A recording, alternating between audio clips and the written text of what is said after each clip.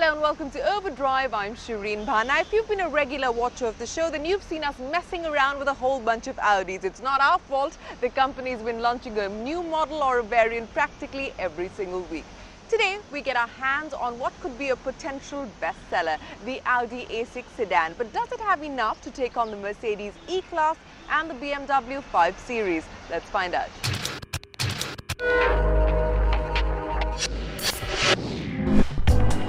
Audi in India might be all about their SUVs, the Q7 and the Q5. But actually, their India story started with the cars, with the A8 and then the A6. In fact, the A6 was the first Audi to be assembled in India, and even though we rated it extremely highly, it didn't really dent sales of the E-Class or the 5 Series. Now Audi is back with the all-new 7th generation A6. Also assembled in India, and this is bound to give Mercedes and BMW quite a few headaches. The new A6 is a much better looking car than its predecessor, thanks to some in-depth revisions to the front and rear. If you are an Audi enthusiast, you will recognize these changes, having seen them on everything Audi has come up with in the last 12 months. But if you're not an enthusiast, you will mistake the A6 for an A8 or even an A4, and that might be a problem.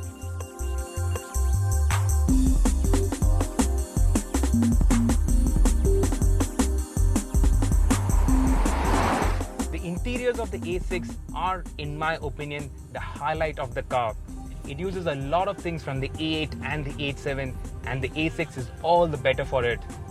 The quality of materials used, the fit and finish, the style, the overall layout of the dashboard is just brilliant. This retractable MMI screen, a lot of people have a lot of things to say about it. For instance, if you're going to be using it so often, why have it slide in and out? But honestly, I have no problem with it.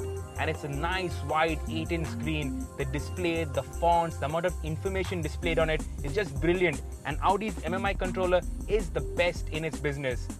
Even the screen between the speedo and the tach is big, it shows a lot of information, it is well laid out, it's clearly marked.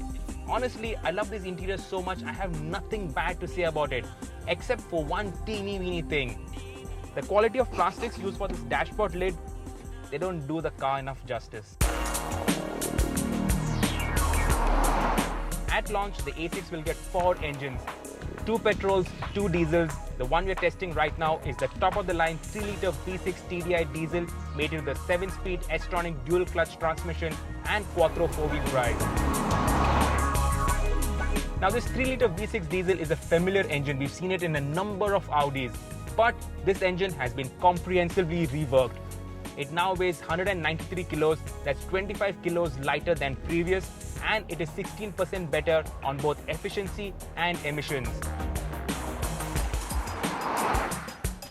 Power output goes up to 245 PS and torque is up to 500 Newton meters. And I like the quattro 4-wheel drive. Acceleration is vicious. 0 to 100 in 6.4 seconds is hugely quick.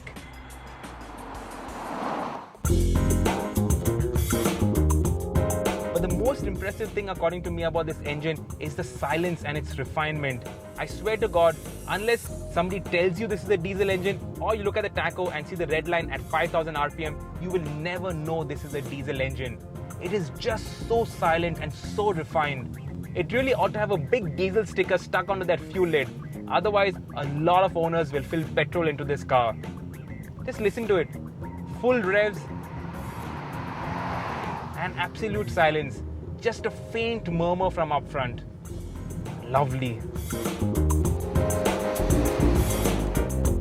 All versions of the A6 gets Audi's Drive Select program, wherein you can switch the car from comfort to dynamic mode. Left to me, I wouldn't change any of those settings. The car is best left in comfort mode, wherein you can enjoy the nice, plush ride, enjoy the easygoing nature of the car, the light steering, and comfort mode has no negative impact on the sporty nature of the car. The car still grips extremely well and you can still drive it really hard and fast. But if you want to fiddle around with settings, there is an individual mode wherein you can change the engine and gearbox maps, the steering weight, the air suspension stiffness, even the seatbelt pretensioners. If you want my opinion, switch the engine and gearbox into dynamic mode, leave everything else in comfort mode, and enjoy the A6. This really is a fabulous car to drive, way better than the old A6. The A6 gets adaptive air suspension, which keeps the car planted, stable and flat at all speeds. At low speeds, the E-Class's ride quality is a smidgen better, but overall, I would rate the A6 higher. Because over bumpy roads, the air suspension keeps the body flat, it doesn't nosedive, it doesn't bottom out, it stays composed and you can drive it harder and you can be more comfortable over really bad roads. If you're looking for ultimate driving pleasure, the 530D is still king. But in India, you need both ride quality and handling, and the A6 strikes the perfect balance between the two.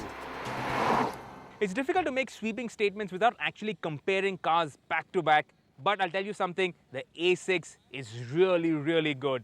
It rides almost as well as an E-Class, it's almost as much fun to drive as a 5 Series, and its interiors are way better than the other two. The A6's prices haven't yet been announced, but going by its bigger brother, the A8's example, expect this car to be a lakh or two cheaper than the E-Class and the 5 Series. And that makes the A6 the car to watch out for in this segment.